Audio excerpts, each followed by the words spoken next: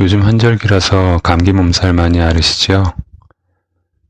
저도 요 며칠 목도 아프고 콧물도 나오고 몸 상태가 아슬아슬합니다. 그래도 소리내어 읽기는 계속 해야지요. 시작하겠습니다. 지난밤 떡볶이 컵을 핥던 눈동자가 하늘로 시선을 옮긴다. 보라색으로 물들어가는 새벽이 몽환인 듯 아름답다. 내 평생 이렇게 맑은 새벽을 본 적이 있던가? 주워문 꽁초 한 모금 뒤로 아지랑이가 피어오른다. 담배 한 모금, 한겨울의 아지랑이, 손등이 죄다 터서 마른 논바닥 마냥 쩍쩍 갈라진다. 당연한 일이다. 온통 색으로 가득한 세상에서 흑백으로 갈라지는 손등을 보다가 자연스레 지난 일을 떠올린다. 대부분의 사람들이 그렇듯 나 역시 행운이 그리 자주 찾아주는 사람은 아니었다. 소문으로 들어 행운의 존재를 안다고 하는 편이 낫겠다.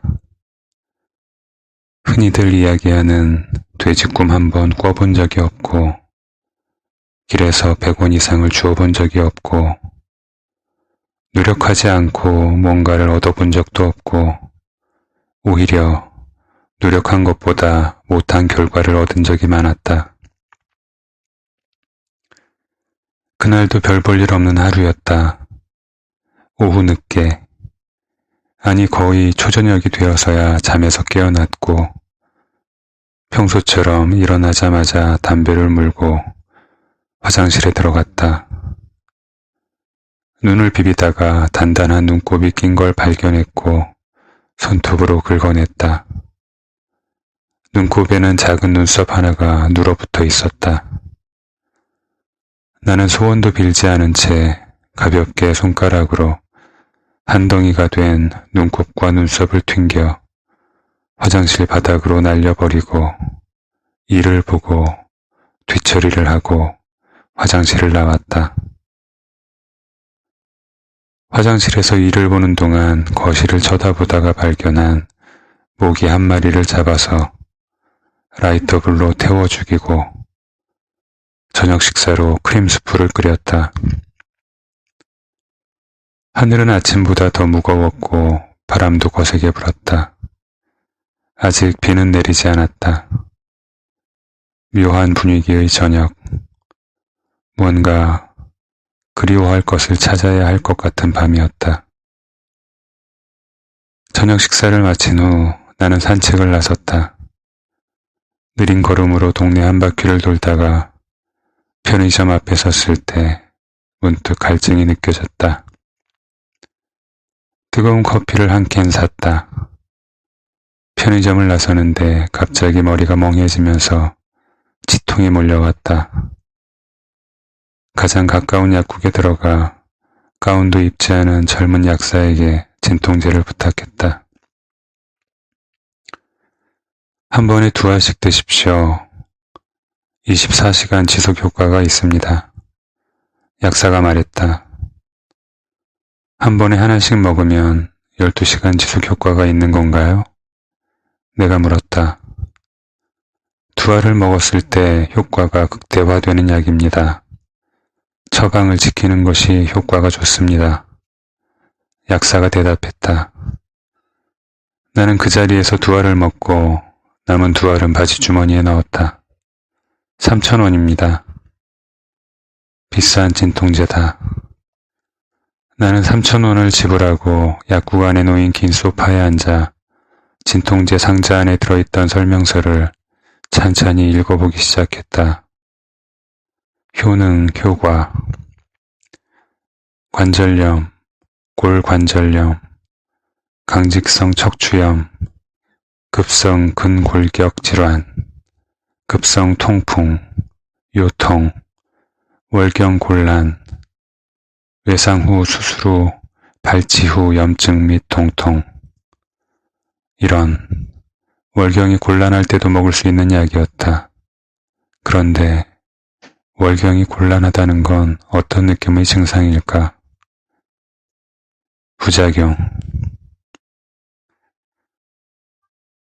소화성 궤양, 토혈, 하혈 등 위장 출혈, 위 복부통, 식욕부진, 부역, 구토, 설사, 구내염, 소화불량, 변비, 설염, 쇼크,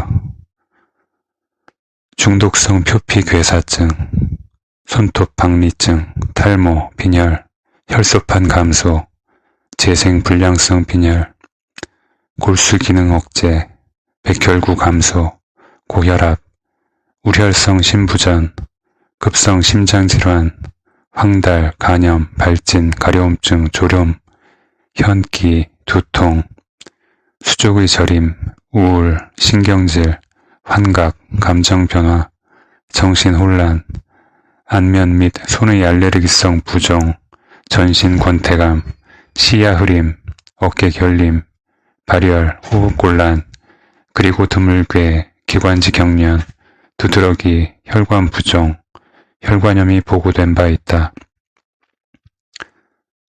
나는 갑자기 토하고 싶어졌다. 약이라기보다는 독약에 가깝다. 그렇지. 나는 운이 좋은 사람이 아니다. 그러니 치아의 고통을 24시간 동안 누르기 위해서 저렇게 많은 위험을 감수해가며 시한폭탄 같은 알약을 삼켜야 하는 것이다. 그래, 나는 운이 좋은 사람은 아니다. 30분쯤 지나자 치통이 가라앉기 시작했다.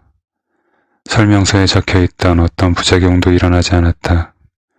어쩌면 저 모든 부작용이 일어났더라도 너무 미미해서 알아채지 못했을지도 모른다.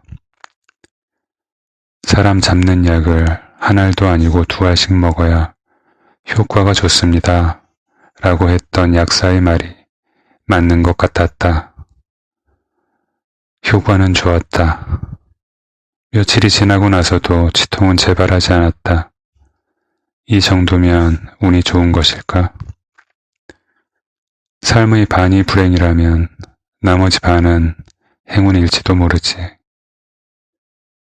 행운과 불행이 정확히 반토막으로 나뉘어 발생하도록 구조되어 있다면 틀림없이 그럴 것이다. 순서대로 한 번은 행운, 그 다음에는 불행이 차례대로 일어나는 구조라면 인생이 조금 더 재미있어질까? 한 번은 변비에 걸려 죽도록 고생을 하고, 한 번은 길에서 돈을 줍고, 한 번은 놀이터에서 우연히 옛 원수를 만나고, 한 번은 평생 찾던 책을 헌책방에서 싼 값에 구입하는 행운이 오고, 뭐 이런 식으로. 집으로 돌아오는 길에 가을바람 같은 것이 팔을 휘감았다. 문득 내가 바다를 그리워한다는 걸 깨달았다. 내가 그날 밤 그리워해야 할 것은 바다였다. 이튿날 아침 잠에서 깨자마자 매트리스에 엎드린 채 팔을 뻗어 손에 잡히는 대로 책을 집어들었다. 하늘은 그대로 잿빛이었다. 비는 여전히 내리지 않았다. 문득 나는 은행에 예금해 놓은 내 재산이 얼마나 되는지 헤아려 보았다. 100만 원이 되지 않는다. 곧 50만 원으로 줄어들 것이고 30만 원으로 줄어들 것이고 10만 원으로 줄어들 것이고 10만 원 미만이 되면 나는 다시 일자리를 알아보거나 지인들의 옆구리를 찔러 생활비를 충당할 것이다. 나는 책을 덮고 주방에서 냉동만두 6개와 계란 하나를 넣고 라면을 끓여 먹은 후 뜨거운 물로 긴 샤워를 하고 간단하게 짐을 꾸렸다. 통장 잔고가 얼마든지 간에 나는 바다를 그리워하기로 했고 그리운 바다를 보러 가기로 결정했다. 아무것도 보이지 않는 오직 바다만 보이는 그곳. 바다 말고는 아무것도 없는 그곳. 서해의 한 터미널에서 완행버스를 타고 인적이 드문 해변으로 향했다. 해변으로 들어가는 길은 여전히 을씨년스러웠다. 잿빛 하늘 때문이었을까? 서늘한 바람 탓이었을까?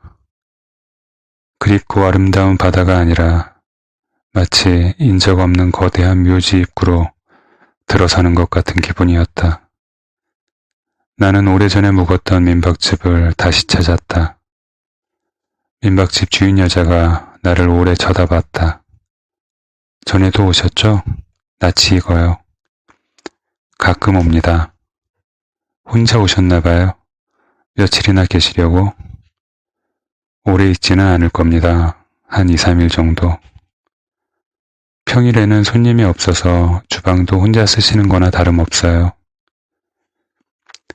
주인 여자는 부산을 떨며 주방을 정리하기 시작했다. 먼저 묵었던 손님들이 두고 간 양념거리들과 라면 등의 부식을 정리하더니 필요하면 써도 좋다는 말과 함께 호련히 사라졌다. 나는 여주인이 안내해준 방에 짐을 풀어놓고 해변으로 나갔다. 썰물의 바닥이 드러난 해안은 내가 머릿속에 그렸던 모습처럼 흙과 백의 색뿐이었다.